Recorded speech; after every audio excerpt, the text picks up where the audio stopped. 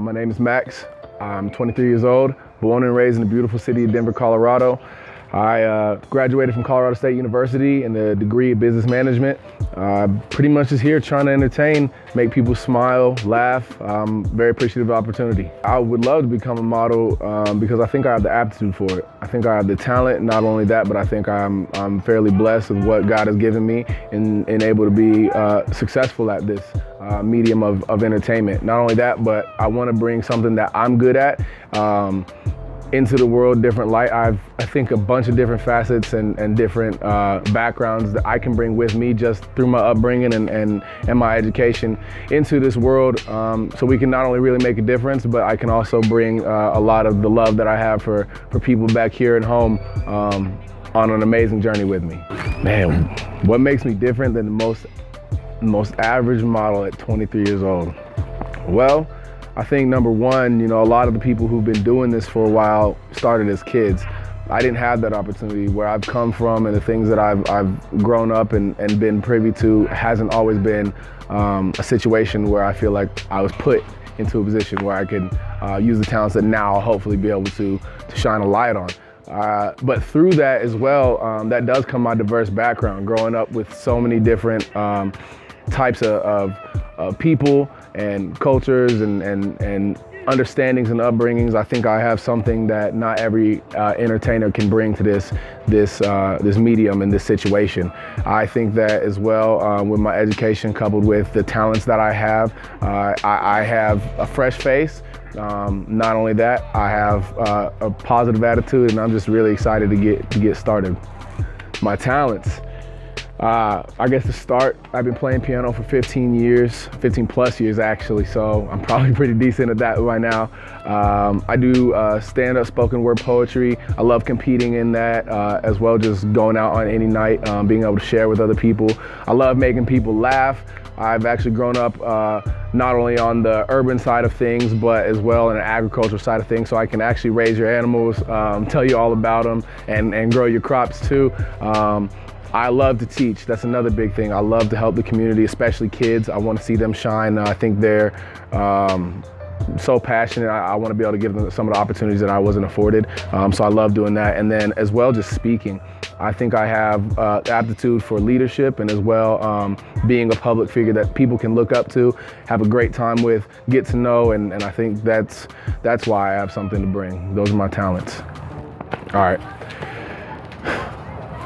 They say you can't amount to class if you've never been in a class.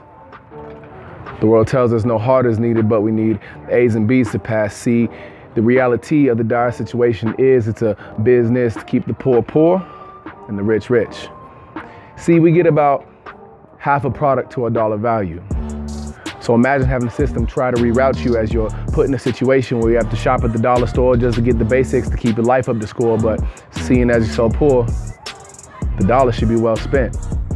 But if we only get half of everything we put in, it's no wonder why we see rundown ghettos and people forced to steal and kill just to feed the family. So it's a circle of catch-22s. And people are tired of, fed up of their 20 years of no win and just lose, and see the ghetto's always had great rhythm, but it's always been partnered with the blues, and people are tired of getting beat up, but they can't even move from the bruise, so they may turn to booze or turn to the street. See, when it's cold in the house, it's no wonder they pack heat. You can take a look at their feet, and you'll see broken toes. Why do you think people wear Jordans and high-end flashy clothes? We have to shine somehow, because under the clothes we all have scars, and we don't want others to see how truly in pain we are. And then you have the rich pushing a fancy car as they drive through the streets and are in shock and awe with their head in the clouds, try to escape reality because they cannot and do not want to fathom the things they see. They say things like, well, my stuff's way better than them.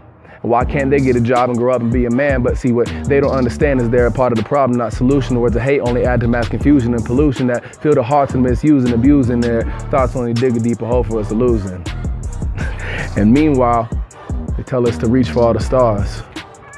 But some can't, because it's easier to reach the prison bars. And once you touch those bars, the razor wire keeps you in. You try to get away, but it cuts away at your skin. And see, that's the only protection that we have from the outside.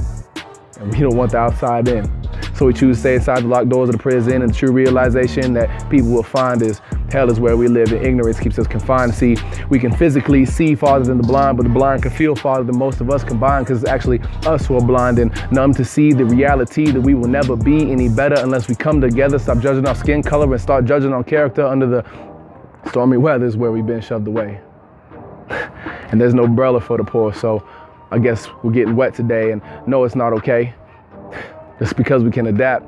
See, that's one thing about the beat, and you can put us anywhere on a map with no food, no water, just love from our sons and daughters, and we will feed our family from all the greed we slaughter. But see, when the animals need to come out and humanity set aside, can you really blame the people even though they've tried to make their lives better in a more conventional way? But they're tired of having to buy Christmas gifts on layaway because the jobs don't pay. And they have to feed a family, pay the bills, and maintain some sort of sense called sanity. And what about those who don't even have the means to live check to check? They have to fight for their lives every day inside this hornet's nest, but yet must still say they're blessed and wear a cross on their neck. But then they kill and blood gets on it. And then we've all sinned, I guess. See, they say we all get our fair slice of the pie, but where do we end up when we die? Sure as hell not heaven, because of the sins we committed. But it's almost like they've been forced on our laps and we've been shitted on by the whole world, so most didn't have a choice. I guess it's life or death now. So in this ghetto hell, we rejoice. Yeah, for sure. Facebook, just Max Haynes, MAXHAYNES. My Instagram is actually my full name, but backwards, so Sinyazam. So Haynes backwards, then Max backwards, all one. And then my Snapchat is m.haynes22. We're working on the Twitter. I appreciate it, thank you.